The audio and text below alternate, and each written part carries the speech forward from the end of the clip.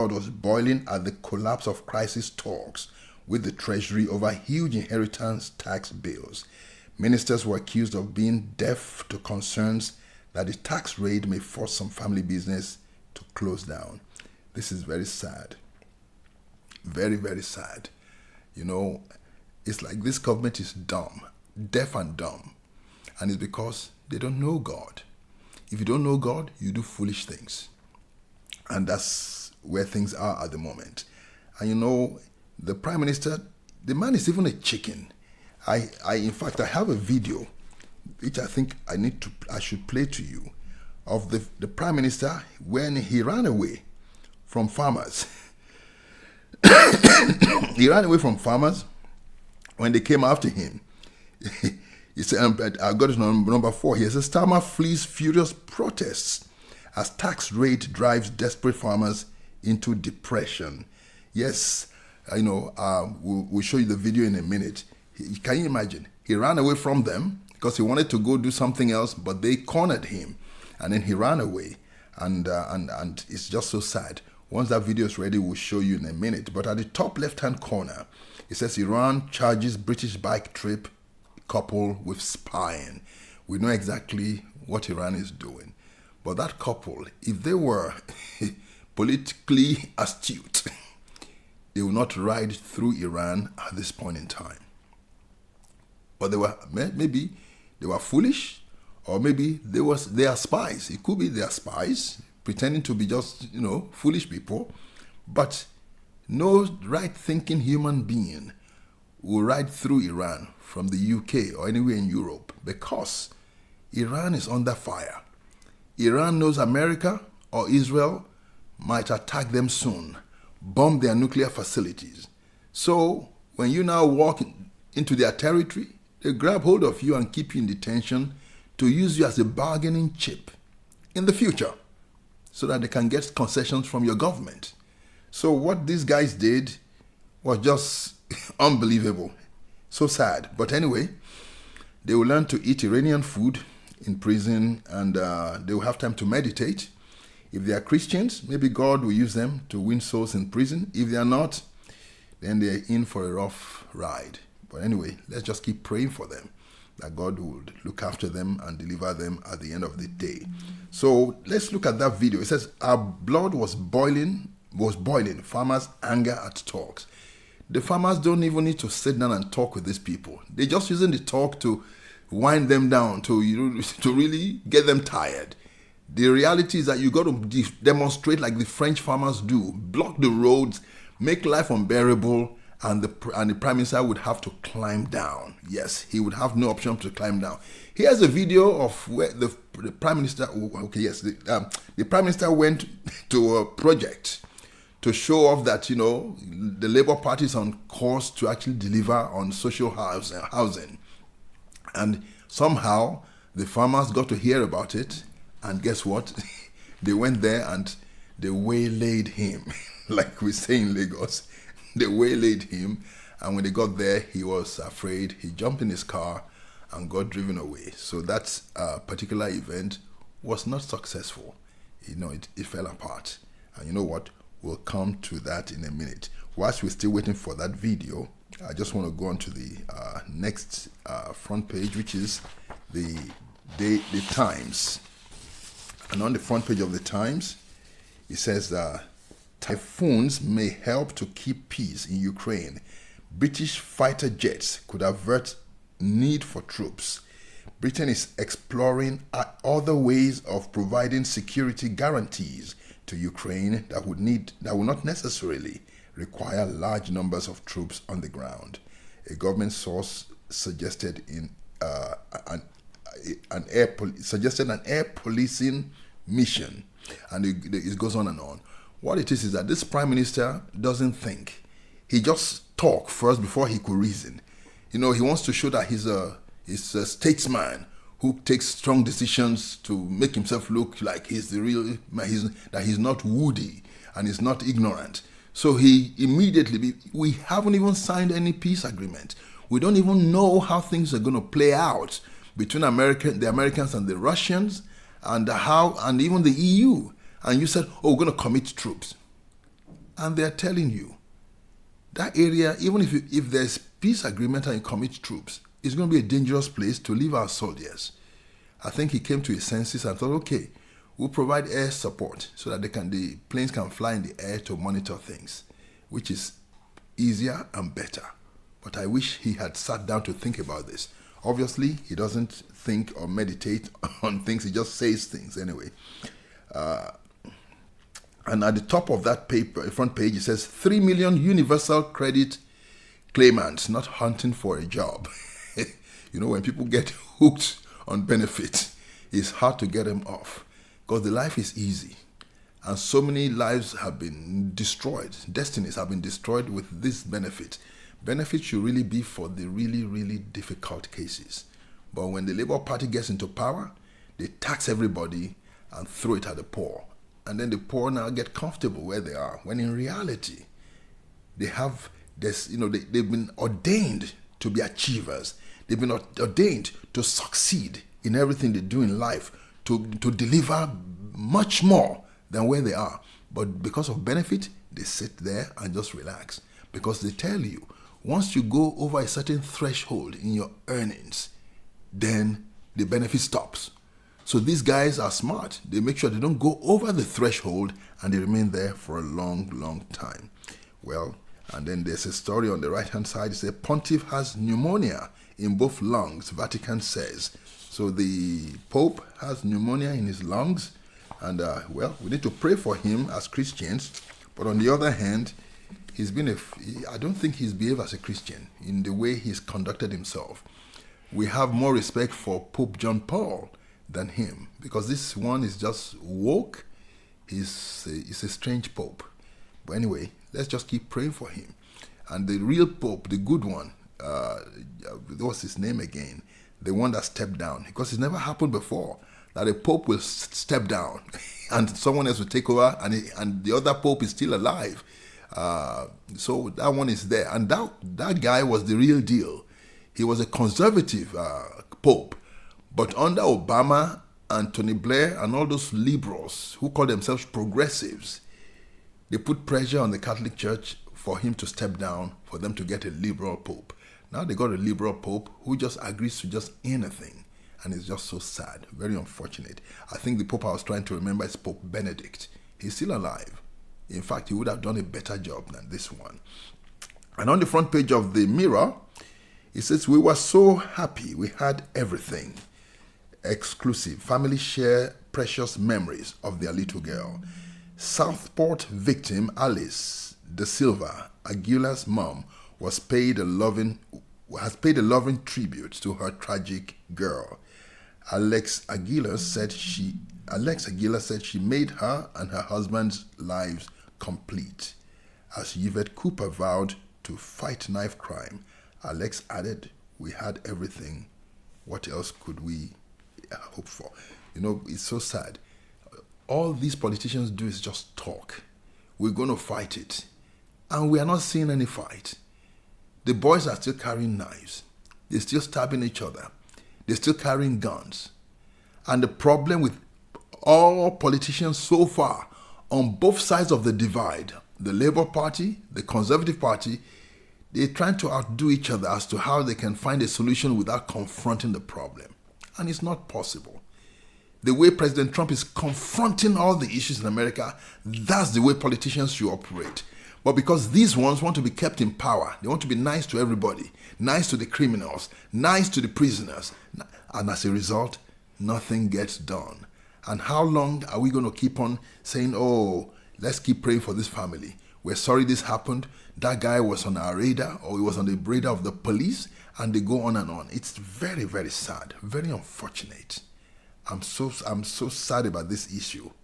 And there's more to come if we don't confront the problem head on and just bring heavy duty law to bear on these criminals. And let's go on to the front page of the Daily Mail. Daily Mail says, Tory anger at judge who said criticizing our ruling was unacceptable. After Kemi and Starmer attacked immigration decision, that let Gaza family remain in Britain.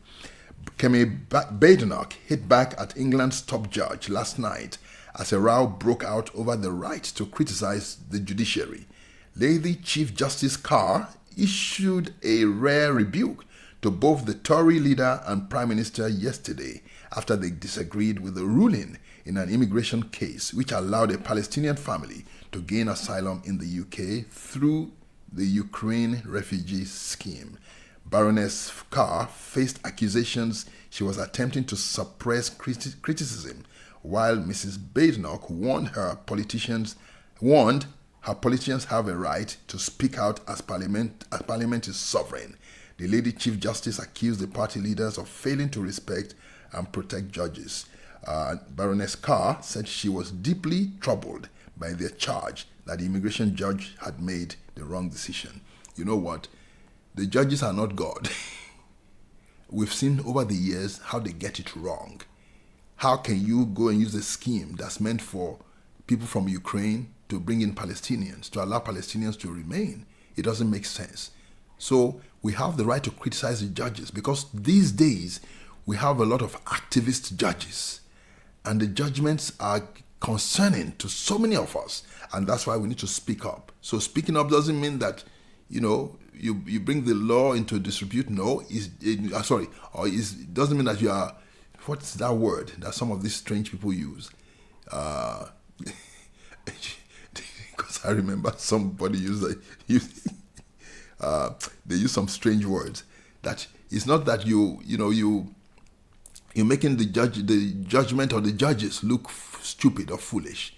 It's just that you know that they need to learn to interpret the law by the spirit of the law, not just letter. Don't go for letter because the letter killeth, but the spirit is what is important. So the leaders of both parties have the right to criticize, and even we, the ordinary guys on the street, we have the right to criticize. And like Kemi Badenoch said, Parliament is sovereign, and the judges need to know this. They are not the rulers. They're not the ones that have been voted into power.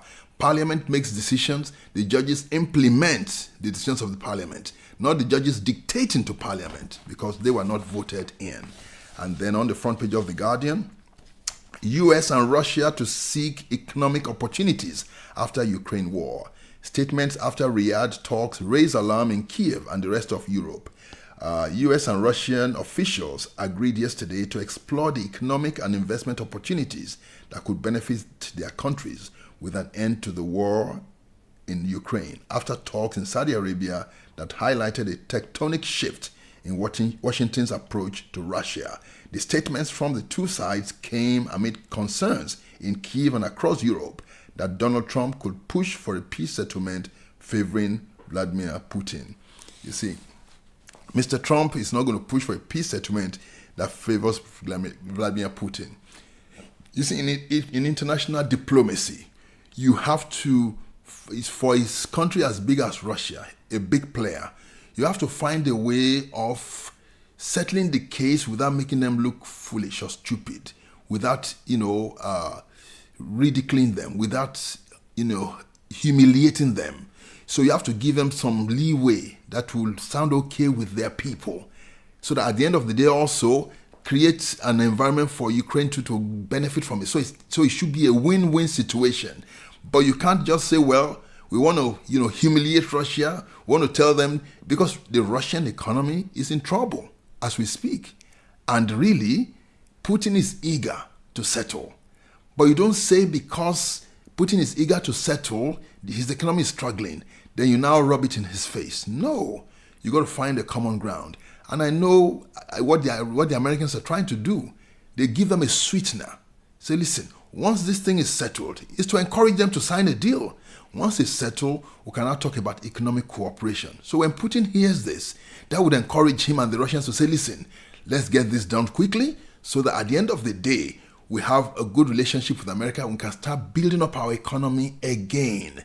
That is what President Trump is trying to get out. That's why at his inaugural speech, he said, we have now a common sense government. The European leaders, they are not common sense. They are foolish. They are ignorant. They are evil, I must say that. So you can't, they are totally useless. So they don't think common sense. That's why they think by pouring money and weapons into this war, they will win it. It's not possible. Russia will not allow it to happen. Rather than it happening, the Russians are going to ask for more weapons from Chinese, from North Korea, from Iran, and it's still going to be a stalemate. But then how many more millions do we want to die before we settle?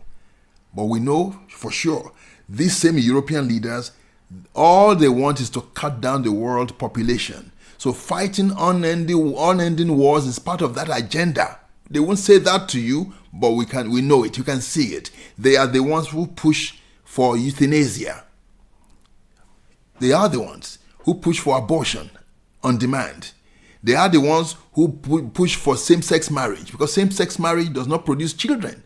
And yet, the economy needs more children.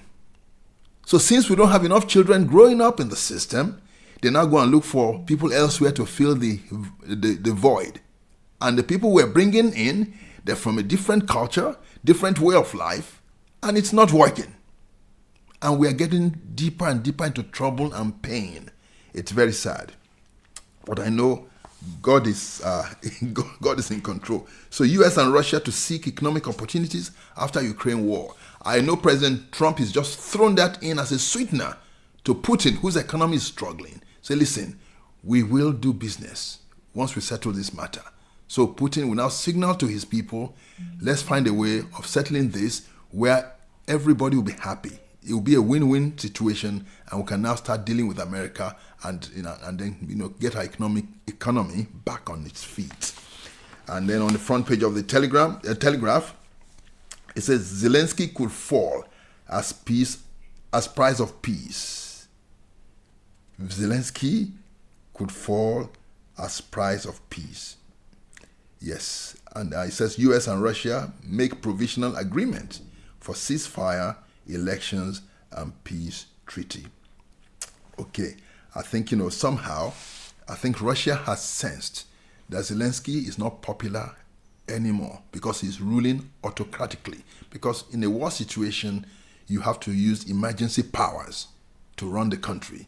So Zelensky is using those emergency powers, and at the end of the day, people are not comfortable. So they've sensed that with elections, then Zelensky might be kicked out, and then a new president might be brought in that might be favorable to Russia. But then we've got to be very careful that Russians don't interfere in any elections in Ukraine, so that we have someone that the people of Ukraine majority really, really want. So that's where things are at the moment. Then at the top there says J.D. Vance's hard truths have shamed Europe. We're going to be talking about that in the video. Videos will be showing very, very soon. Then on the front page of the Eye, it says UK on coalition course with Russia over peacekeeping troops in Ukraine. Russia's foreign minister warns that the Kremlin would not accept Western troops policing a peace deal in Ukraine. Lavrov's comments put Moscow starkly at odds with the UK on how a peace agreement will be enforced as Starmer prepares to double down on his plans. Starmer will urge Trump to commit US military power as backstop to a future peace deal ending the war in Ukraine. Rubio heralds first step of a long and difficult journey after talks between Russia and US delegations in Riyadh. Yes, what is going on here is that the Russians, like I said yesterday, and I've been saying it for years, they don't want an enemy next door. So why would you go and put a peacekeeping force there?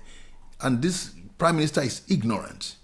You don't just announce we're going to put some British soldiers on the ground. You don't do that unilaterally as a prime minister. You work with the United Nations. Russia will be happy to have United Nations peacekeeping force on their doorsteps, but not a European force or a British force. This prime minister is totally ignorant. I don't know who has been advising him or what's going on in their midst, but we know if you don't do God, you lack the wisdom of God and you will do a lot of foolish things. It's just total foolishness. So just announce out of the blue. He wants to look like a macho man. Yes, we're going to, supply British soldiers to keep the peace once everything is settled. No, you can't say that. You say, you know what?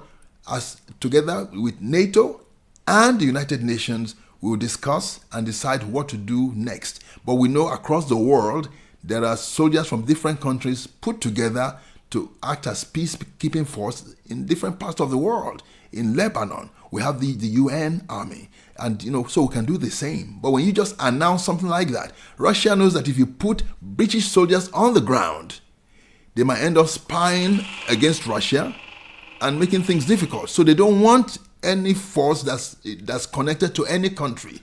They would prefer a neutral force that's coming from the United Nations. And they know the United Nations, they understand diplomacy, whereby when they put together peacekeeping force, they don't put soldiers from America, from Europe or anywhere. They normally bring soldiers from like Ghana, from Rwanda, from countries that don't really have any agenda. And those are the soldiers they use as peacekeeping force on any doorstep. So Russia will be happy with that. Not you bringing British soldiers. This prime minister is totally ignorant. He needs a good advisor who understands international diplomacy. It's as simple as that. Can you imagine? They did go to school. He studied law. And even in law, you should understand basic international diplomacy. Basic. It's just simple common sense. So, well, let's look at the front page of the Metro. The front page says, debt-ridden Thames Water's £3 billion bailout. Meanwhile, 3 other companies appealed to regulator of what? To increase bills even higher. The UK is in trouble. All these companies, some of them that have been privatized, they have been giving monies to the investors who invest in them. And at the end of the day, they need more money to fix their problems. Well, I can't fix that. It's only them, the guys that have been collecting millions over the years from the dividends, and have to sort out that problem. And the government wants to bail them out. Well, if there's money to do that, as long as you don't kill the farmers, and you don't kill the old age pensioners, and you don't kill everyone else, like what the government is trying to do now, to tax everyone into oblivion. And on the front page of the Financial Times, I'm going to be reading your emails and text messages soon. My screen is split up in a strange way. I have a lovely gentleman, a brother of mine, who is a wonderful man of God, Pastor Korede Oguntoye. He used to have a lovely ministry in Deptford called Supreme Church. But then God had a different agenda for him. He had a university mate that he hadn't seen for years. Finally, they met and they got married. And she's based in Nigeria. So he moved over to Nigeria and they started the Supreme Church in Nigeria. And guess what? They are doing fantastic work on the ground, looking after the poor and helping people to get on their feet. And I thank God for his life. He came from a Muslim background. Lovely brother.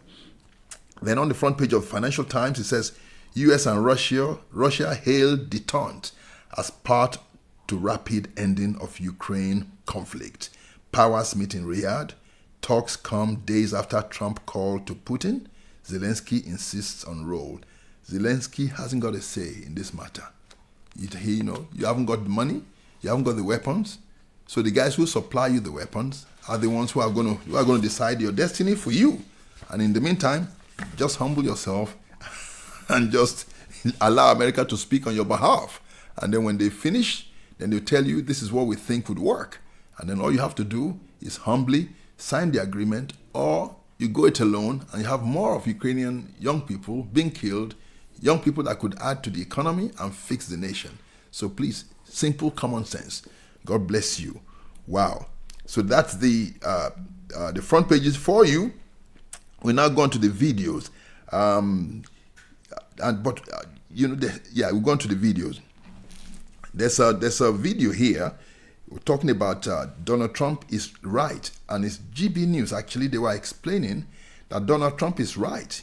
UK must urgently increase defense spending. We must find cash. Yeah, Donald Trump is telling them, and through J.D. Vance, you guys have to wake up.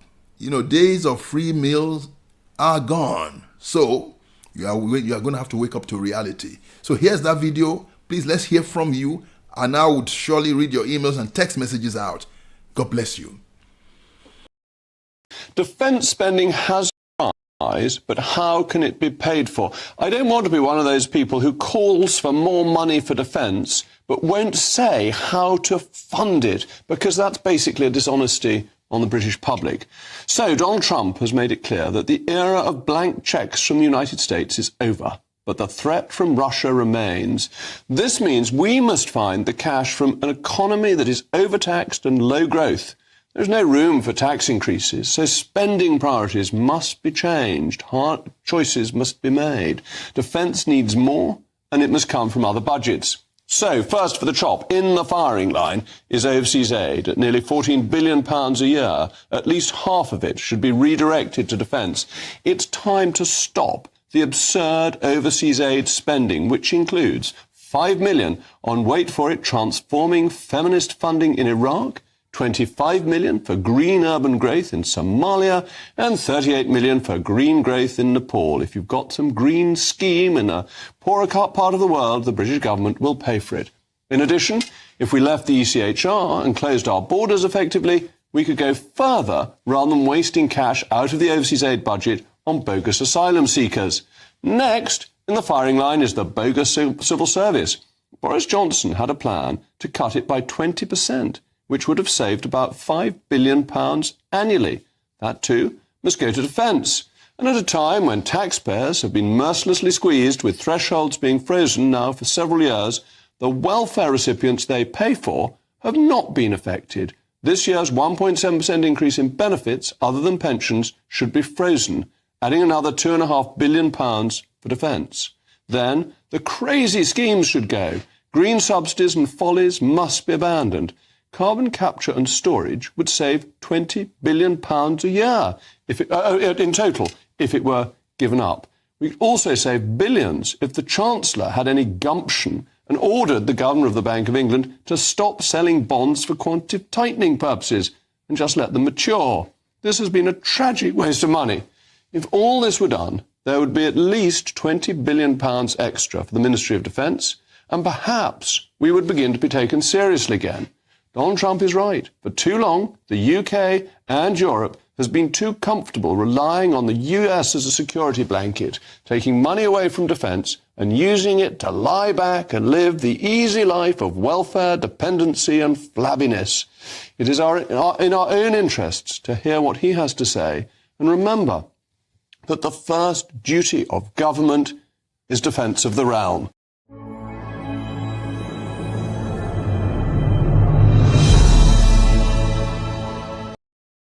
Yes, welcome back.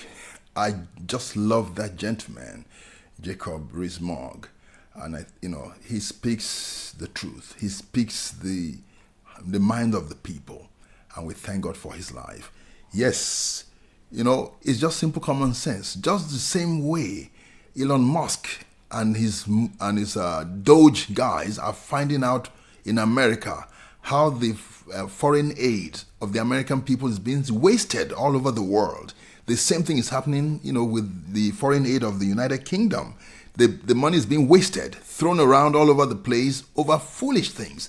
And if we cut back on those things, we will have enough money to pour into defense right now. But now they are stuck, which is very unfortunate. So let me just read some emails here, and text messages. There's a gentleman called MD, just initials, said, "Good morning, Yemi. In Britain, the people claim to be Christian on paper, but they are atheists. That is why there's no full force marches standing for Israel. This is my opinion." Thank you so much for that. And he sent a video that I'll look at and show maybe tomorrow. He says the US have mega churches, but in the UK we have mega mosques like this one in Birmingham. And it is heavy. But anyway, no problem. God is in control because revival is coming. And with revival, you see that it is the power ministry that will wake many up. Amen. So we have, yes, I have some people watching. I have Pastor Israel Ajayi of Calvary of Freedom Evangelical Ministry, a very good friend of mine, and I thank God for his life. He's going to be coming on on the Twilight Zone very soon. He's got some powerful testimony of how God called him into ministry. Then there's our dear sister Nikki No. Good morning, Mr. Yemi. Psalm 37 verses 23 and 24 says, "The Lord makes firm the steps of the one who delights in him.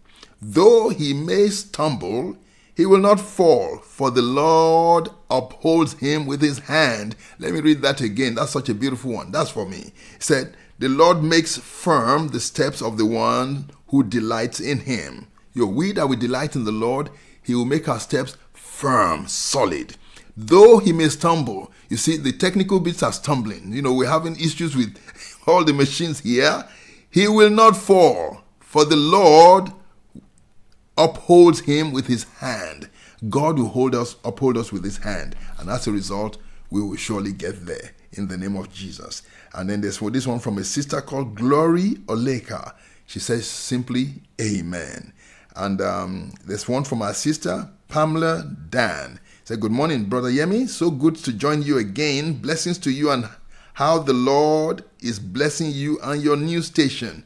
Thank you so much. We thank the Lord. When God gives you a vision, he gives you the name of the station, he gives you everything. He draws people to you to support you, to encourage you on the journey. And the labor of love from every one of you shall never be in vain in Jesus Christ. Thank you so much. So there's a lot happening here. Oh Lord, I've done something strange here. So the system is gone funny. But anyway, I'm going to restore it now. Then, yes, so we thank God. So that's so we got our brother also in Germany, Leslie Fisher, watching, and we thank God for your life. Thank you so much. I'm also going to be reading some comments from from YouTube. Yes, somehow my mouse isn't working, but we'll get there. Now it's beginning to work, but it's working behind this. Okay, anyway, let's just move forward. Thank you so much. I'll come back to those messages in a minute. Yes. So really, Europe has to start spending money on defense. They've been warned for years. They refuse to do it. But subsequent presidents in America, because they were liberals, like the ones in Europe, they thought, no problem, they are one of us. Let's keep giving them the money. But now there's a new sheriff in town. And that sheriff is saying, listen, there's no more free meal. You're going to have to pay. And now they're angry. They're upset. Which was why they didn't want President Trump to win, because they knew that it's going to create problems for them. And the problem is here. So they are in deep trouble. Yes, deep trouble. And on the front again, now let's move on to the next video. I hope that's ready. And that one is about J.D. Vance. The speech he gave was powerful. We, the Christians that are being oppressed by the government, we knew exactly what he was saying. We've had Christians on the street arrested, put in handcuffs and taken away because they were preaching the true gospel. And yet Muslims are never touched. We know that. And they're clamping down. You put something on Facebook, the next minute the police knocks on your door. Somebody's offended. You are not there to look for offense. You are there to catch the drug dealers, the ones carrying knives on the streets, the criminals, the illegal immigrants. But somehow you have enough police officers to go knock on people's doors because of what they posted on Facebook. It's very sad. And still, they were in denial. So this video we're going to show you is very heavy. It's from GB News. It says, J.D. Vance unleashes truth in reality check speech as Kevin Roberts of the Heritage Foundation rallies for Trump-Ukraine plan.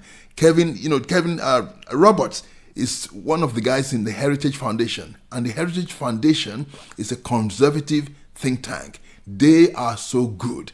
And I want you to listen attentively to what this gentleman is going to say, Kevin Roberts. You'll see how what he's saying makes sense. And the guys in Europe have totally just lost the plot completely. Here it is. Thank you so much, Kevin, for joining us.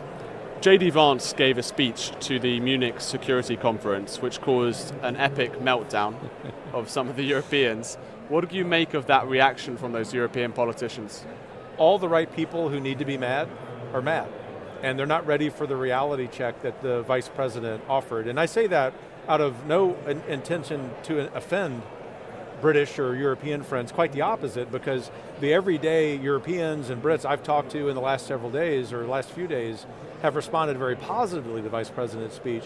It's those self-appointed elites in Brussels, some heads of state, some heads of political parties, who simply don't want anyone telling them that they've been mistaken, who are upset. And so I think we ought to take great encouragement from the speech. I think it's one of the most important in modern history, which sounds like American hyperbole. Maybe it is, at least a little bit, but the point is, this is precisely the kind of relationship that the United States wants with European allies. We don't want the relationship we've had over the last few years, which is that French and German leaders come to the United States, wag their finger at us and say we got to spend more of our taxpayers' hard-earned money on the Ukraine war, which simply can't be won. We can hate Russia and also realize that Ukraine is unwinnable, and you need to move on and make sure that here in the United States, we're paying attention to our domestic policies. J.D. Vance actually singled out Britain for its policies on freedom of speech, and he referenced the case of a chap who was arrested for praying near an abortion centre. Do you share those concerns from J.D. Vance about Britain's sort of attacks on freedom of speech? And can you maybe react to, I know that Keir Starmer's one of his ministers sort of was very defensive and said that this was basically nonsense? Look, I not only share those concerns, but as someone whose people immigrated from Great Britain, and I say that very proudly, you know the wonderful love that I have for your country, why on earth would we in the 21st century not be concerned about a society that up to this point has been, along with America, one of the models for religious liberty, actually violating that for Christians, no less? And so it's no surprise, unfortunately, that someone in your current government is actually decrying what the Vice President said. But once again, this is another example, whether it's religion or whether it's national security in his speech in Munich, where the everyday elites, particularly in your government, particularly in Brussels, are so out of step. They don't realize why common people, which I think Heritage represents, are concerned about this. Ultimately, though, this is what's at stake. The Vice President's speech, which of course referenced this issue here, is not intended to just poke Brits in the eye. It's intended to be a reality check for all of us, including those of us in the United States. And so the little bit of translation that I would offer your Prime Minister and his government is that it's actually an offer to work together to not just fix a problem, but to restore what has always been true about the special relationship of the United States and the UK, and that is, first and foremost, we're going to recognize individuals as sovereign, and especially when it comes to their right to worship, particularly their private rights to conscience. And what do you make of this clip of the chairman of the Munich Security Conference crying and breaking down into tears when he was discussing J.D. Vance's speech? I think it's glorious. I mean, it's no surprise to me that big supporters of the Munich Security Conference, big supporters of the European Union are a bunch of snowflakes. And I really do mean that. The time has come for them to be dislodged from power, and in their place needs to be people like our Vice President. Thankfully, you have in the United Kingdom many men and women who ought to be in positions of leadership. It may take the United Kingdom a few years until your next election cycle to get there, but the revolution that we're seeing, the political revolution that we're seeing across the Atlantic is, as President Trump likes to say, a revolution of common sense. If leaders in Munich or in Brussels are opposed to that, they're opposed to common sense, they're opposed to the will of the everyday people who feel forgotten by these very elites. Sticking to the theme of Munich, you mentioned Ukraine earlier. Ben Wallace, the previous defense secretary in Britain, he was very critical of President Trump's approach towards Ukraine, and he said that there was a comparison there with appeasement and the Munich Agreement back in 1938. Do you recognize that comparison? Is Trump a Neville Chamberlain? Absolutely not. In fact, it's absurd and comical on its face to suggest that Donald Trump is anything but a heroic, courageous American leader who wants to do one thing first. And it isn't just put America first, it's to do so with the purpose of inspiring other European countries to put their money where their mouth is. In the case of Great Britain, you don't need to be told about that, you do that. But in the case of the Germans and the French in particular, they love to tell Americans especially that we have to do something, we Americans have to do something that they are not willing to do, which is spend a certain percentage of their GDP on defense. As it relates to Ukraine, two things can be true at once. You can believe that Vladimir Putin is evil and the war is a terrible, evil aggression on sovereignty, which it is. But you can also recognize, particularly from our vantage point as Americans, that as much as we don't want Ukraine to lose this war, it's unwinnable. To recognize that reality is not to appease, but to say, let's actually establish some peace. Let's actually give these countries, France and Germany, which tell us they need more time to reindustrialize and to redevelop their military complex, to do so, and then they will be better positioned, I presume, to fight Putin if this happens again. But ultimately, Trump, I think, is bringing much more strength to this equation in arguing for peace now than if we were to wait a year or two down the road, when all that will happen is that the Ukrainians will have lost more territory, Zelensky will have initiated more corruption, and ultimately the West will be in even greater dire straits than it is today. So the argument from people like Ben Wallace would be that giving away land to Putin is appeasing Putin. If we make those concessions, then he'll maybe come back for more later on. And it's sort of like feeding a tiger. What do you make of those arguments that President Trump, if he came to this kind of peace agreement with President Putin, that it's simply giving him land for nothing in return, too many concessions and so on? Two things. The first is President Trump is not going to agree to any peace agreement, best as I can tell, that doesn't come with some cost for the Russians. And so on prima facie, this argument that the gentleman is making is wrong because it misunderstands how Trump will negotiate this peace. But the second is really important to recognize, and that is that we're going to have greater peace in Europe if, and more permanently, if more leaders understand that each individual nation state in Europe that wants America to play an outsized role actually pulls its weight. And so the best way to avoid a late 1930s scenario is not to decry the American president who's trying to bring some peace to your continent, but for European nations to pull their own weight, which will be a deterrent against Putin. And the postscript that I would write, if I may, Steve, is that we have to stop the saber rattling of talking about Ukraine being added to NATO. That's one of the factors that started this war. The very same people who are calling Trump Neville Chamberlain are the ones doing the saber rattling over insisting that Ukraine be added to NATO. That's the kind of thing that will actually be appeasement, because that guarantees that Putin will continue his aggression across Europe. I want to ask about the relationship between Keir Starmer and Donald Trump. Do you think they have a good relationship? Do you think that Keir Starmer is handling President Trump and his administration well? Well, President Trump, based on his public comments, really enjoyed meeting your prime minister, and what I will say for friends in Britain, whether they're on the political left or the political right, as they're trying to understand President Trump, is he is a very warm individual who develops quick friendships with heads of state regardless of their own politics.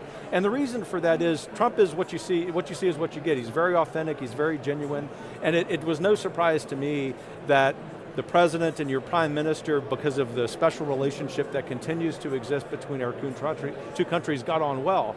The real question will be when there are some policy disputes. And so their very friendly, unsolicited advice to your prime minister would be to really trust what Trump says, to put the politics of the moment off to the side, not to listen to the most radical left members of his government. And I actually think there could be a very special friendship there.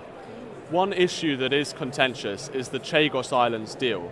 Now, this is where Britain potentially is handing over sovereignty to Mauritius, a Chinese ally, whilst paying them potentially £18 billion for the privilege. Do you think that President Trump should veto this deal if he has the opportunity to? If he has the opportunity, he should. That's an example of appeasement. That's an example of appeasing a much greater threat to world peace, the Chinese Communist Party, than Russia ever will be in modern history. It is one of the atrocious ideas of your government that really needs to be brought to an end, whether by our president, if he's got that authority, or someone else. Do you think that Keir Starmer has appointed the right man to be ambassador to the United States? Peter Mandelson, he has a history of being very critical of President Trump. He's a very kind of left-wing former aide to Tony Blair. Do you think he's the right man for that job?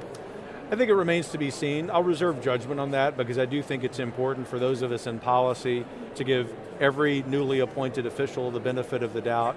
Obviously, the track record there can be a cause for concern for those of us who love our country and are politically conservative. He's got an opportunity to offset that track record and to come to our country and not tell us what to do, but to be a partner, as he should be, to represent your government well and your nation's interests, obviously. That's his job. But he's got an opportunity to help revitalize this special relationship. It won't take much. It won't take many missteps given his track record, for him to be persona non grata in Washington. And just finally, on President Trump's administration so far, what would you rate it out of 10? I'm guessing I know the answer. You know the answer, and you and your audience may say, oh, of course Roberts is going to say it's a 10 out of 10, and he will. I certainly will, but substantively, the reason I say that is, it has been 45 years since conservatives in the United States have had a president of this caliber, and by that I'm even including Trump in his first term, not because of anything he did wrong, but because this time, in contrast to his first term, he has a much more organized team. They know what their priorities are, but there's one key thing that I think you, Steve, and your audience will appreciate. He's communicating well why he's doing what he's doing, how he's doing what he's doing, and I think if he can do that, he will sustain this political will, which helps him not only domestically, but maybe it helps our friends, in particular our British friends, understand why he's been so successful. Kevin Roberts, thank you very much. Always a pleasure.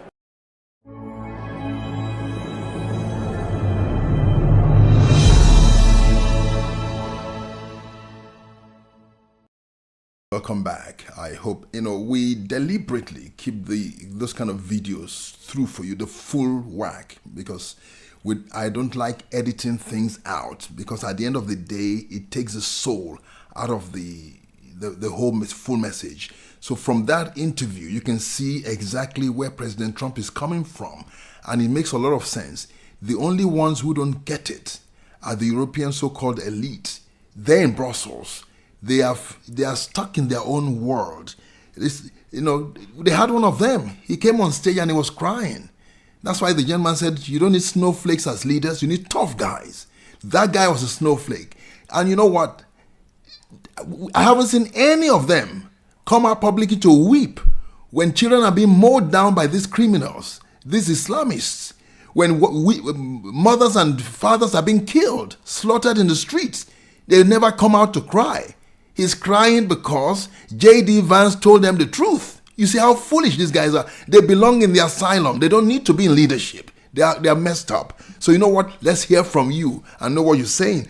Even they went to the point of denying that what he said doesn't make sense. But then thank God for a gentleman by the name Adam Smith Corner. Adam Smith Corner came out to talk, and we'll show his photo in a minute. And the guy was thanking J.D. Vance for actually mentioning things to do with what we are going through in the United Kingdom and in Europe as Christians. Now listen to what he said. Adam Smith said, I am overwhelmingly thankful to Vice President Vance for raising my plight in front of the world leaders. He says nobody should be criminalized for their prayers, their mere thoughts.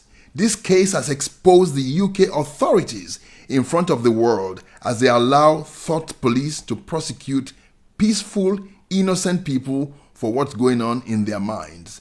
And then you see, look at what he has on the screen right now. He says, "I'm overwhelmingly thankful." This is the gentleman that J.D. Vance was talking about. He's even an army veteran. He fought for this nation, only to be arrested by police for just standing in front of an abortion clinic and praying. He wasn't holding a placard. He wasn't standing in the way of anyone. But that's how sad it is. And yet, these foolish so-called elite in Europe were denying it. Then he goes on to say, with the support from ADF International. And ADF International, I think that stands for ADF International. It says, I actually looked it up today. ADF International, that stands for the Alliance Defending Freedom International.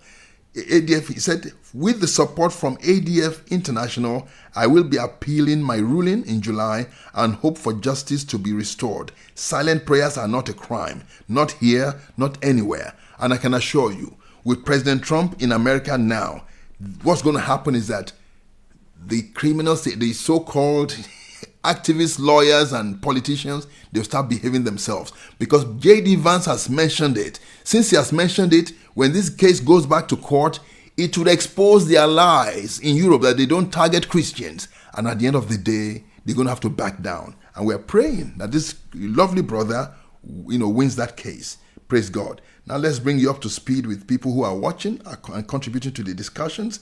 Yes, Sister Pamela Dan said, like I read earlier, good morning, Brother Yemi. So good to join you again. Blessings to you and how the Lord is blessing you on your new channel. And I can assure you the Lord is blessing this channel in some wonderful ways.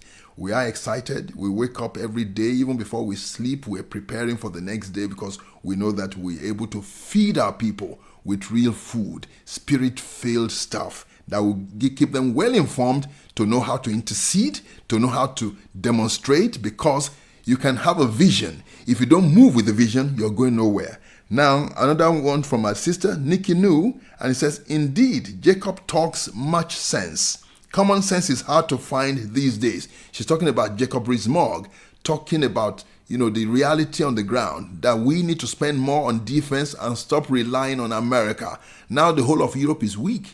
Can you imagine if they has been spending 2% of their GDP or 2.5%, Putin will not have the boldness to enter Ukraine. But you know what? Putin knew that they don't have enough firepower to stop him. That's why he moved. So their disobedience or even not keeping to agreement is what brought about this war. If they had been doing what they agreed to do, we wouldn't be here today discussing this issue. Then we have a lovely lady called Vivienne Burnett. She says, good morning, Yemi. It's lovely to see you on your new channel, preaching the truth. May God bless you and keep you. Much love from Vivienne. Thank you so much for your words of encouragement. We're really encouraged and we thank God for your lives. And another one here from our pastor, Chooks Ajuka. Him and his wife, Pastor Ebby, they were on the Twilight Zone last night. Please, if you missed that program, go on YouTube on the VOW YouTube channel, VOW TV YouTube channel, and you get the full program. The program was powerful. It was a great blessing to many. They shared some really, really heavy stuff that would encourage Christians of today. Show that program to your children so that will fire them up to want to serve God the more. God bless you. Thank you so much, man of God. And he says, amen, Pastor Yemi. Keep up this great work. We are really blessed by it. Thanks a lot. And there's one from a lovely lady called Alison Robinson. She says, simply, congratulations. Thank you so much, woman of God. God bless you as well. And there's our sister, Sylvia Weaver, is watching. Sylvia Weaver is watching. There's another brother called Kumar, BCJ, is watching. And, look at me again. I always do this thing.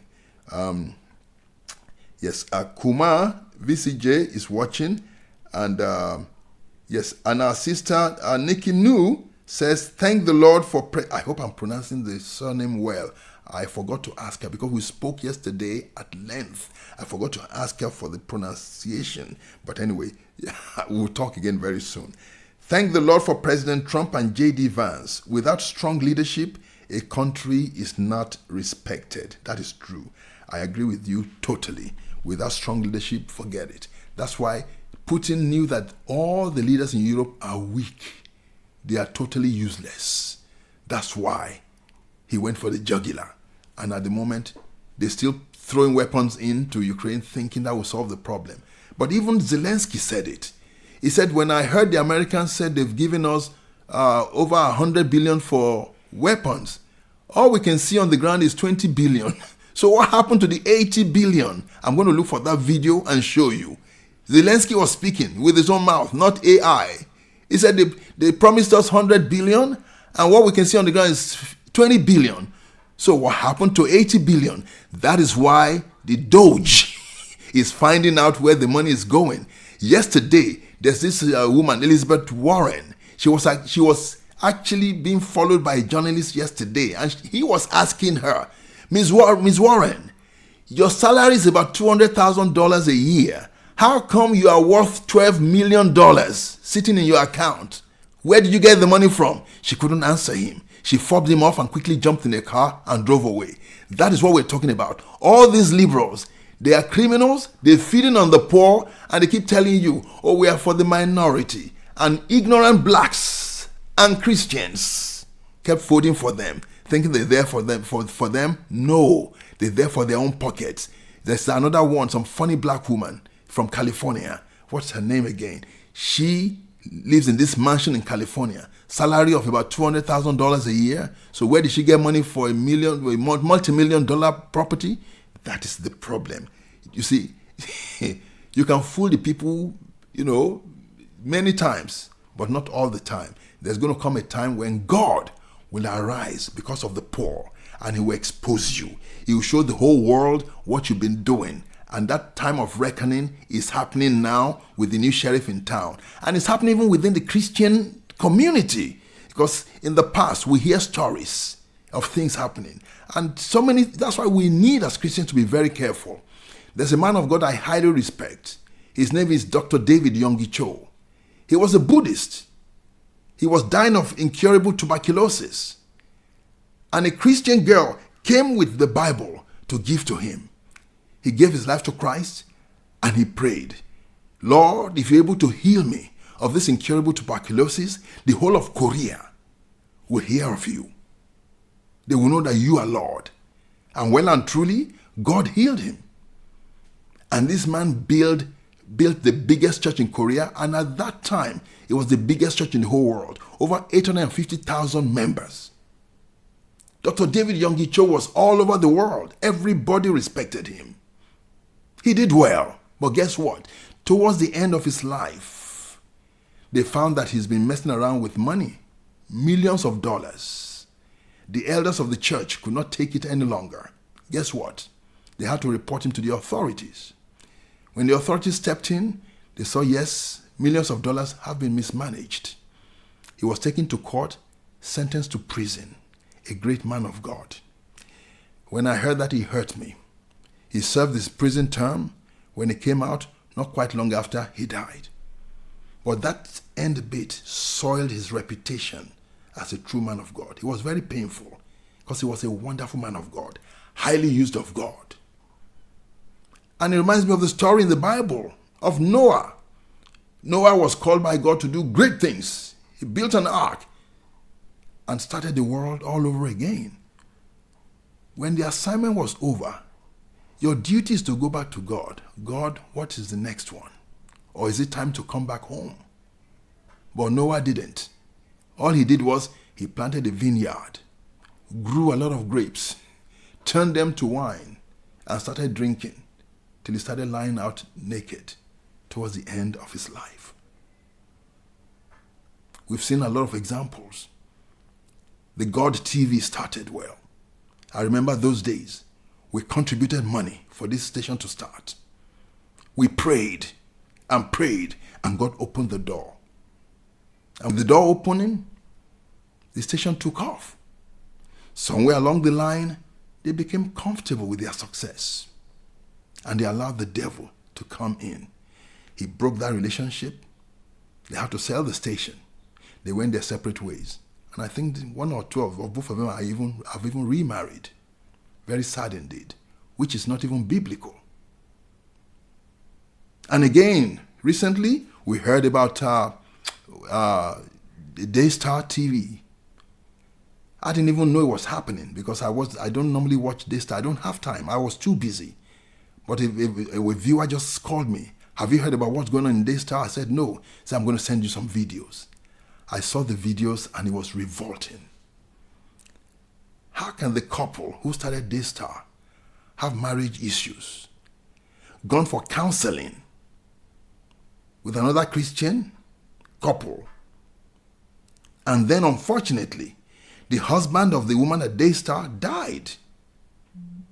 The one who's supposed to be counseling them divorced his wife and came to marry this one. And then a lot of nasty things came out. You saw manipulations, intimidations, witchcraft at work. And God said, I can't stand for this nonsense. Now they're all in trouble. Pastor Benny Hinn in those days, too hot to handle. Everywhere, everybody wanted him. People wanted to touch him like Jesus Christ. And somewhere along the line, he too got carried away. He couldn't settle things with his wife according to the word of God. He divorced her. I'm sure it's like, well, you can go. I'm still a man of God. Everybody out there, they support me. They're going to be there for me. And the moment the divorce took place, the finances started drying up. They dried up to the point where anyone out there who has a little bit of money would invite Pastor Benny Hinn to a program, and he would go there because he needed the money to keep himself going. To the point where he went to this church, what's it called again? Victorious Pentecostal Assembly. A guy called Pastor Alex Omokudu, the green handkerchief man. He had his TV station called Believe. Can you imagine? Believe. And Pastor Benny Hinn went to that church to preach because he was offered money. And guess what? That Alex Omokudu divorced his wife. And then Pastor Benny Hinn got married to an East European woman, which is contrary to the word of God. Then finally, thank God, Pastor Benny Hinn retraced his footsteps back to his wife. What I'm saying here is that as people of God, we have to be extremely careful. Even I have to be extremely careful because it's very easy to get to the top of the system and just feel you've arrived. You become arrogant. You don't listen to anybody any longer. You think it is all about you. And then God says, no, it's not about you. It's about me and my kingdom. And that's why we need to be extremely, extremely careful. Extremely. I've seen so many things over the years. That's why I just live a simple life. Just to get on with it. And the thing is that I will never walk away from my principles.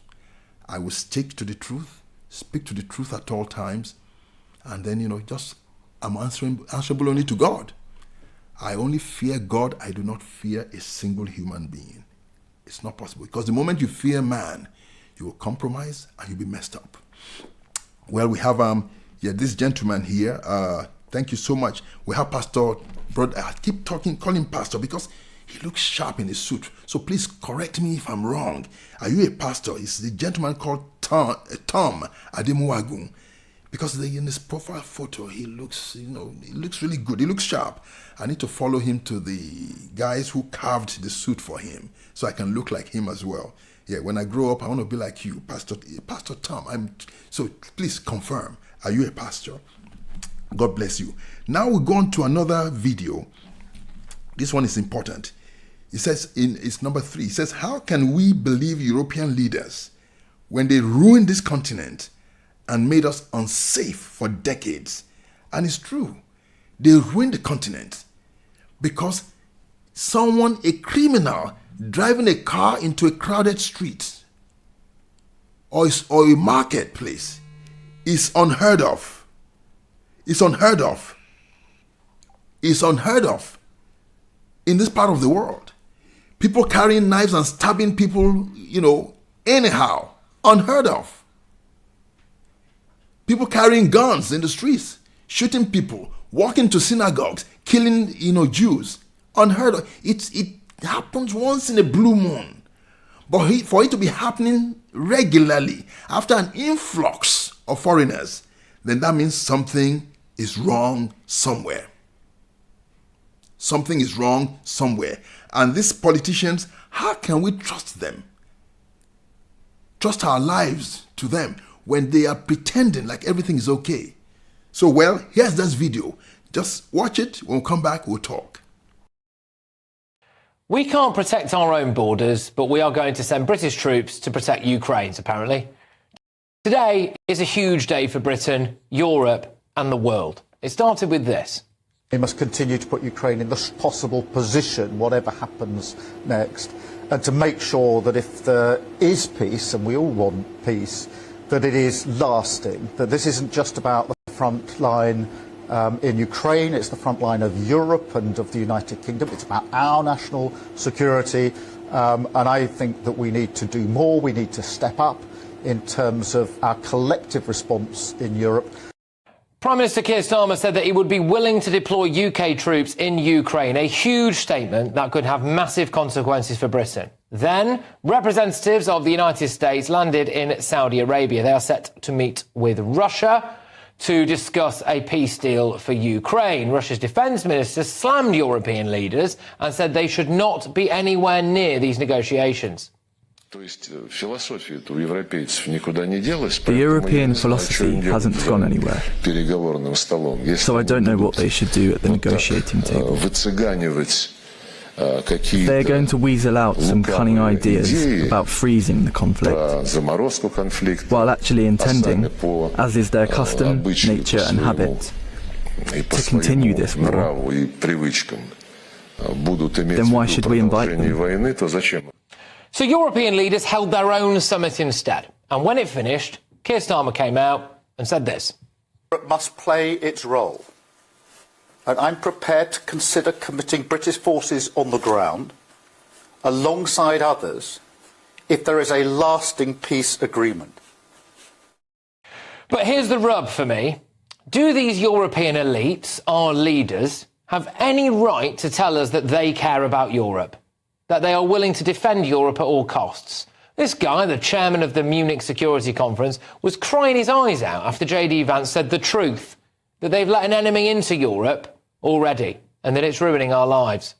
After the speech of Vice President Vance on Friday, we have to fear that our common value base is not that common anymore. Let me conclude, and this becomes difficult.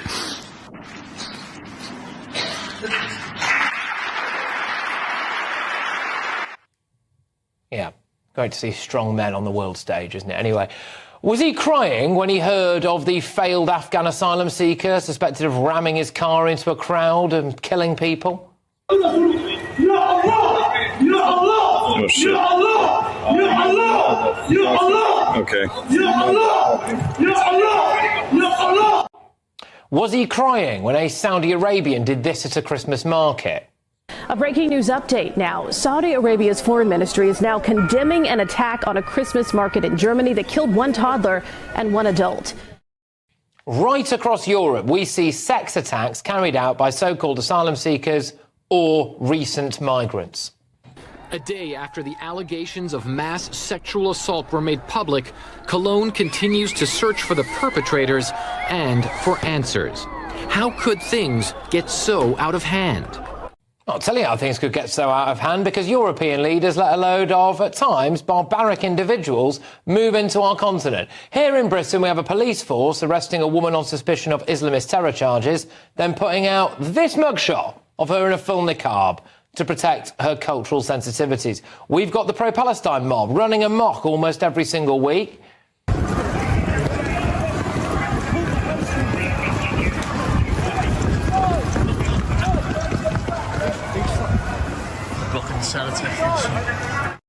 Police there rushing to protect the cenotaph. We've got immigration judges dictating that we should take Gazan refugees and letting a Jamaican drug dealer stay in Britain as long as he promises to only smoke cannabis and not do harder drugs or sell them. Britain is the Western capital of Sharia courts. With 85 Sharia courts. How did we let that happen? In towns and cities right across Britain, we've had Pakistani rape gangs. 2/3 of suspects in sex attacks in London are foreigners. Finland published their list of sex crimes by nationality, and it revealed that Syrians were 15 times more likely to commit those crimes than the average native population. Afghans and Congolese, 12 times more likely. Iraqis, 10 times more likely. Somalis, 6 times as likely. European leaders chose to let that problem in. In Britain, we send billions of pounds abroad, in some cases, to monitor the health of shrimp in Bangladesh. But at home, we have pensioners freezing to death. We've slashed the size of our armed forces. You could fit Britain's entire standing army into Old Trafford Football Stadium with room to spare, and the forces that we have kept, we make them live in squalid conditions like this, with damp, riddled with pests. You wouldn't put a dog in that, would you? The RAF discriminated against white men. It didn't employ pilots who were willing to fight and die for Britain because they were white and male. And in towns up and down the country and cities, we're plonking young, foreign, often Middle Eastern or North African men in hotels, and there have been accusations in some cases of them hanging around schools, harassing girls in school uniform. And yet we are now told by our European leaders, the elites, that they care about defending Europe from Putin. There they are today, grandstanding together, telling us about how much they want to protect Europe. Well, how can we believe a word they say when they've set about ruining this continent and making our lives worse and less safe for the last couple of decades?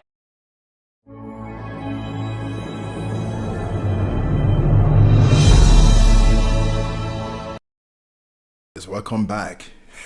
The whole truth and nothing but the truth. Can you imagine? You saw there exactly what's going on in Europe. That's why I thank God for GB News. Any one of you who's not been watching GB News, that is where you can get balanced news today. The BBC was financed out of USAID to carry a liberal agenda. That's why if you watch the BBC, whenever they want to interview anybody, they bring only a liberal person to defend their position. They don't bring someone from the other side. In the past, they used to have people from both sides so that you are left to make up your minds. But now, no, they want to make up your mind for you. So they leave out the conservative view and bring you a liberal to force their own agenda on you. Very sad and unfortunate indeed. We have someone called Yinka Adebiyi watching. God bless you, Yinka Adebiyi. And also our brother from Germany,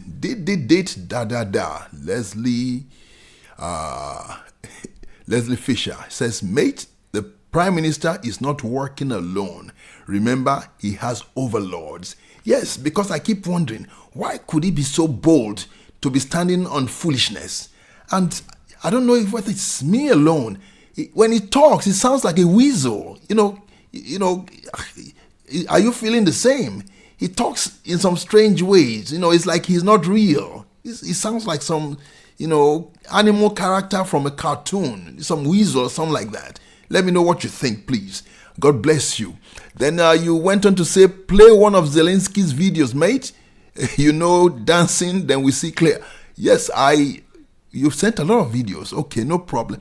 Yeah, but Zelensky, that video, I posted it on Facebook and my page was closed down for a few days. They said, it was fake news. I don't understand. Maybe I can post it on Rumble where we can show those things. Because I saw the guy's face. It was Zelensky's face. It wasn't an AI generated material. But somehow, Facebook with their foolish so-called guys who take down materials like that, they blocked me for a few days. So that's why I'm a bit careful as to whether it's authentic or not. But I know they are crooks anyway. They are liars. Well, so we thank God. So this is what we are facing now. You got that so-called European leader in tears because he heard the truth from J.D. Vance. He's not happy. You see, they're all emotional and they were busy clapping for him. You see how foolish they are. When people are being mowed down in the street with a car, being shot in the street, being stabbed in the street by foreigners that were let in by these foolish people, none of them came out to cry. Their faces were hard as stone. Now, J.D. Vance has spoken to them and said, listen, you need to deal with the enemy within, and the man is crying. You see that these guys belong in the asylum. Am I the only one thinking this way? Please send your messages to live@vowtv.org or your text messages or WhatsApp messages to the numbers displayed on the screen, and I'll surely read them out. God bless you. Well, time is flying, and I think we're going to have to start winding down now, but I'm sure you're all enjoying the program. But now I'll move on to this other one quickly because I know it's important to each and every one of us. It says, Starmer flees furious protests as tax rate drives desperate farmers into depression. I saw this, I was really, really upset. And we know that this man called Starmer, he's been propped up from behind by some foolish people. But God will expose them. I've always been praying that God will minister confusion into their midst, that they will be totally exposed. So here's that video. When we come back, we'll talk a bit more. Farmers targeted by Labour's inheritance tax raid have revealed they suffer from a hidden problem: deteriorating mental health and soaring rates of suicide. One 22-year-old farmer, Daniel Boomer, set out to increase the visibility of farmers' mental health after struggling with his own. Can I give you a hug? Yes, you're more than welcome to. Mind you, a bit tall. Yeah, how are you? I agree. Are you okay? Yeah, you okay? Yeah, I'm good. You enjoying your day? Yeah, nice to get up and about. The Farm Safety Foundation said it had experienced a 55% increase in demand for counselling and a 13% rise in calls to its crisis support line from worried farmers after Labour announced an inheritance tax raid in the budget. Farmers have been pleading with the government to abandon the tax, saying it will destroy their livelihoods. I think it's quite a buoyant atmosphere, but again met with a bit of frustration as to the lack of acknowledgement from the government. You know, Rachel from Accounts, they're just not listening, and I don't think they've grasped the importance of what they're messing with here. And it basically shows in every other aspect of the country of what they're doing. They think everything would continue as normal, but they could change the goalposts. Yeah. Unfortunately, as we've seen, that is not the case. And every decision has a reaction. Tensions have hit the point where Keir Starmer was heckled at a recent visit to a housing estate. The Prime Minister had to flee the angry farmers. Obviously, the Prime Minister's here to visit. Have you brought? Is one of the tractors yours? Yes, yeah. Yes, one tractor's mine. Yeah. You obviously had the big protest in Whitehall on Monday. Do you just feel you're not being listened to? We're not being listened to at all. That's why we feel we have to come and see him in person. And what do you hope to achieve? Hopefully, there will be some negotiations on this new tax that's brought in. It's been brought in all of a sudden without any warning. They promised they weren't going to bring it in. And we just want to negotiate this a little bit. Is the Prime Minister leaving now? Are you sad that you haven't had a chance to speak to him? No, but I'm sure he can hear us. Just talk to us! Talk to us! Just talk to us! Would you like him to have stopped and talk to you? Well, he wouldn't stop, but yes, we would like him to stop and discuss the matter. Instead of backing down, the Prime Minister said it was the NHS or farmers.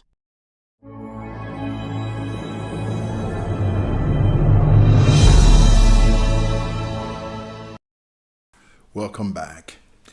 You can see that this Prime Minister is a coward. He could have stood there to talk to the people, but rather he ran away. And I don't think this government will last. And what might probably happen is that, like they normally do, because when election is won by a party in the UK, if the leader is not performing well, they do a reshuffle. They remove him and put someone else there, like happened with the Conservative Party for a while, where they were busy changing leaders thinking that would solve the problem, and it never solved the problem. But we need these two major political parties to be swept aside, and at the moment, reform is the main party that could, make a difference. But some are even talking about reform joining up with the Conservatives, but as long as the wets within the Conservative Party don't pull them back or mess things up. But ideally, I would prefer reform to go nuclear, but then do they have enough, high caliber leaders to deliver on their promises? That's the question. So we just keep on praying. Time is running. I'm going gradually to the end of the program in a minute, but I thought before I go, I need to show you two videos that are very, very important, and you don't want to go away. This video, there's this one in particular that my son just showed me now. It's if you listen to because in America at the moment, the Doge under Elon Musk, they've been going around finding out corruption in the system on a grand scale. And really, they're doing some serious and fantastic work.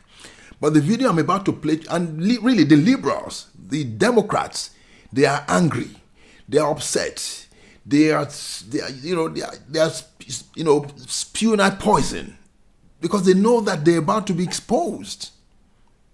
But then, I'm going to show you a video right now, and I want you to close your eyes and listen to this comment from these leaders who are all Democrats. I've been wondering, aren't these guys some Democrats? Aren't they saying the same thing that President Trump said? How come they did not deliver, and President Trump is delivering now, and the Democratic Party is going crazy? They've lost it completely. Here's that video.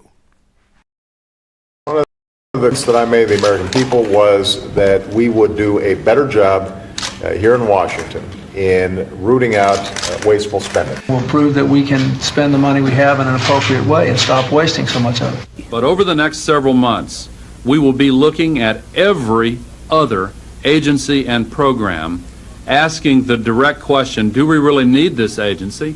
Wow, they wanted to be Donald Trump, but they weren't able to pull it off. What's your reaction? That's exactly right, Sean. If you just watched that video, but shut your eyes and listened to the words from those Democrat politicians, you would think you are listening to President Trump, Elon Musk, and our entire administration, who are saying the exact same things that Democrat politicians promised the American people they would do for decades. President Trump is just the first president in our lifetimes to actually do it.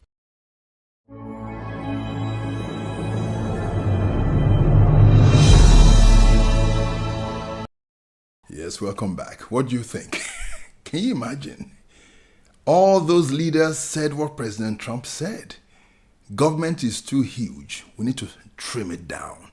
But they did not do a single thing because the people who sponsored them into government were behind pulling the strings and said, listen, we need all that money. We need the system to carry on this way so we can milk the system dry of money. They've been stealing billions of dollars and now it's coming to light. And they're pretending like, no, nothing is wrong, but it's just President Trump that's just is causing problems. But no, their leaders knew that something was definitely wrong. So before I finish the program right now, before I wrap up, I just want to show you just one more video. In that video, can you imagine? Vice President J.D. Vance delivered the speech in Munich. And by the time he got to America, you had all those liberal media houses putting their own spin on it. Oh, he said the wrong thing. Oh, they wanted to rubbish what he said. And at the end of the day, thank God for the Secretary of State, Marcus Rubio. He now put one of them straight in this video. So I want you to watch this video. It says the left is losing it and a new low for offensive, stupid CBS anchor. A CBS anchor here was trying to pull a fast one. But Mr. Rubio pinned her down and taught her a great lesson. Here it is. Now it's time for Lefties Losing It, and I'll be bringing you a new low for the mainstream media and their deranged hatred of Donald Trump. You will not believe what a CBS anchor said on air, and she still has a job. But let's ease our way into Lefties Losing It by checking in on the woman who almost became the leader of the free world, the woman the media tried to tell us was a competent and visionary leader, an orator. Yes, it's Kamala time. For those rights to be maintained, which means we have to be vigilant, and it's just the nature of it.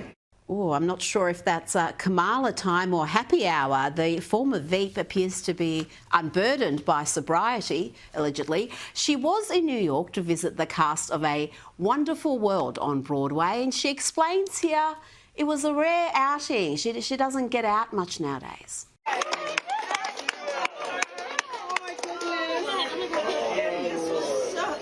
don't get out much these days. But we wanted so much to see this before you guys left. This is my first trip to New York actually since the campaign. And I wanted to come to see you all before the show left. And this was so beautiful. And it just had such depth and soul and all the nuances. Such depth and soul. But it wouldn't be a Kamala word salad without some inspiring words of wisdom. It's just the nature of it. Yes, look at this beautiful play, and it doesn't mean we don't see the beauty in everything, right? These things all coexist. But I believe we fight for something, not against something. Yes, clear eyes, full hearts, can't lose. Well, not quite sure about the clear eyes part there. But let's move on to one of the most disgraceful performances from a news anchor that you'll ever see. Face the Nation host Margaret Brennan, fresh from being humiliated by J.D. Vance, was interviewing Secretary of State Mark Rubio, and she actually claimed that the Holocaust was caused by free speech. This is not only offensively stupid and historically ignorant, but it shows just how demented the leftist media have become. He was standing in a country where free speech was weaponized to conduct a genocide. And he met with the head of a political party that has far-right views and some historic ties to extreme groups. the context of that was changing the tone of it. And you know that the censorship I have to disagree with was you. specifically about the right. No, I have to disagree with you. Free speech was not used to conduct a genocide. The genocide was conducted by an authoritarian Nazi regime that happened to also be genocidal because they hated Jews and they hated minorities and they hated those that they had a list of people they hated, but primarily the Jews. There was no free speech in Nazi Germany. There was none. There was also no opposition in Nazi Germany. They were a sole and only party that governed that country. So that's not an accurate reflection of history. Free speech was weaponized to conduct a genocide. That's what she said, word for word. Marco Rubio corrected her, gave her historical facts to counter her, frankly, insane propaganda, but he was far too polite. When someone says something that spectacularly stupid, they need to be put in their place. And I mentioned J.D. Vance humiliating Margaret Brennan just a few weeks ago. Let's take a little look at my two favourite moments from that interview. Here, J.D. Vance wipes that smug look off her face. Well, this is a country founded by immigrants. Well, this is a country founded by... This is a unique country. This is a very unique country, and it was founded by some immigrants and some settlers, but just because we were founded by immigrants doesn't mean that 240 years later that we have to have the dumbest immigration policy in the world. And here J.D. Vance gives birth to a new meme. I don't really care, Margaret. We absolutely cannot unleash thousands of unvetted people into our country. These people it's not good. These people are vetted. Just like the guy who planned a terrorist attack in Oklahoma a few months ago, he was allegedly properly vetted, and many people in the media and the Democratic Party said that he was properly vetted. Clearly he wasn't. I don't want my children to share a neighborhood with people who are not properly vetted, and because I don't want it for my kids, I'm not going to force any other American citizens' kids to do that either. No, and that was a very particular case. It wasn't clear if he was radicalized when he got here or while he was living here. I don't really care, Margaret. I don't want that person in my country, and I think most Americans agree with me. I think that interview broke Margaret Brennan's tenuous grip on reality, because she's now claiming that free speech in Nazi Germany caused the Holocaust. Now, moving along, I do love it when TDS sufferers like Bill Maher have to admit that President Trump is not only highly effective, but is now cool. This must have hurt. Here's how bad the Democrats up. Trump is cool now. He's not just the most powerful guy in the world and just made himself like the richest. He's actually kind of at 78. Yes. I mean, rappers like him. The athletes are doing, I was making fun of him, two guys at one time. And now he owns it, and they're doing it. I mean, the village people are gay for Trump now. The village people are gay for Trump now. The cultural shift in the US is real, and it's big. And it's touched another former TDS sufferer, Stephen A. Smith. What voter out there can look at the Democratic Party at this moment in time and say, there's a voice for us, somebody that speaks for us, that goes up on Capitol Hill and fights the fights that we want them fighting on our behalf? They didn't do that. And that's why their behinds are home, and that man is back into the White House. And they want to sit up there and talk. You look at the networks right now, they're talking about him. Look at it. This is the latest. Look at him. Here he goes again. Well, you know what here he goes again means? He's doing what he said he was going to do. He promised you he was going to do these things, and he walked into office week one, and that's exactly what he's doing. And he's saying, y'all do something about it. And when you try to do something about it, he's going to say, look at them now. Now they're concerned about these issues. Were they talking about that during the campaign? Hell no. And trigger warning for the lefties, the polls are showing the American people back Donald Trump's key policies despite the 24/7 media hysteria and lies.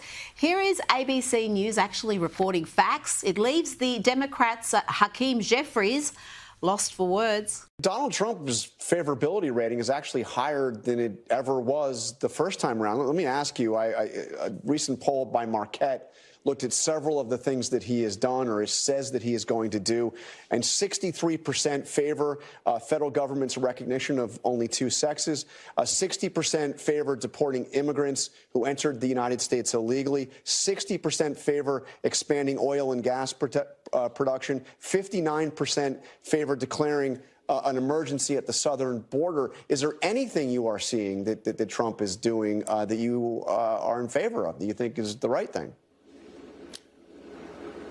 Let me say, as it relates to all of those issues, we're just at the beginning.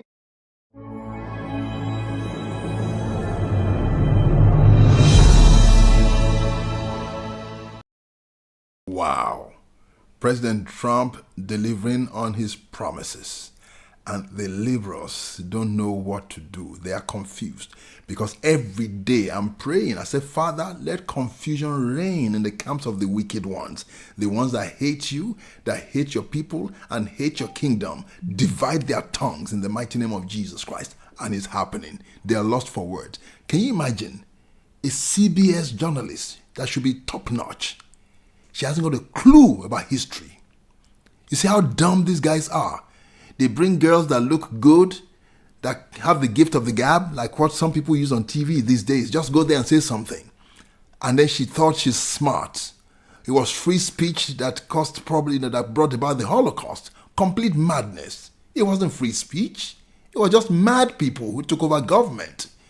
And thank God Marco Rubio had to really, teach her, train her to go back and study history. How can you be a journalist? You don't have a clue about history. You don't have a clue about how the Holocaust started, what brought it about, who were the guys in charge. Very sad indeed. And they have so many like all these funny girls in some of those media houses because they just go there and talk foolishness. They haven't got a clue. And I thank God for Vice President J.D. Vance. And she was trying to do the same thing with J.D. Vance. Oh, some of these guys, they were already in the system before they got radicalized. We don't care whether they were already in the system or outside the system. And the vice president said, I just don't care. That's a new one. I just love these current American leaders. They are together, working together, singing from the same song sheet. Unlike 4 years ago, when we had some people within the system who were not supposed to be there. They thought they had arrived. They were part of the establishment and they were busy causing trouble. They couldn't carry out orders. They were doing their own things. And here, thank God for President Trump. This time around, he's been emboldened by the landslide. Well, before I leave, yes, I got the gentleman, all the way from Germany saying the Labour Party don't sack their leaders, mate. So that means that they're willing to go down with their leader. Because there's in Parliament, there's something they call a vote of no confidence. So we vote of no confidence. If the Parliament votes against the leader, and then the leader has to step down. Then he has to be replaced. So we see how it goes. But in the meantime, we keep praying that confusion will reign in the camps of the enemies of the people of God. And a lot of them are in the Labour Party. They are in the Democratic Party. And God will flush them all out in the name of Jesus. And we say amen to that. Thank you so much for the fellowship today. But I thought before I go, I've got some messages here. Yes, got some messages here from, there's one from Uncle Chris Hawk. Yes, he says, if you light a candle in a cracked pot, the light will shine through the crack. Wow, that sounds good. That's big. That's beautiful. Thank you for that. And finally, I'll just quickly check check some more messages here. It says someone called Yinka Adebiyi is watching, and our sister Nikki New says, brilliant presenter. We thank God. Oh, she's talking about brilliant presenter, the CBS woman. Useless presenter it is. And Pastor Chuks Ajoka and the rest, I want to say thank you all for watching. God bless you. Keep the fire burning. Pastor Chuks and his wife, Pastor Abby Ajoka, they're here in southern Spain to fellowship with us.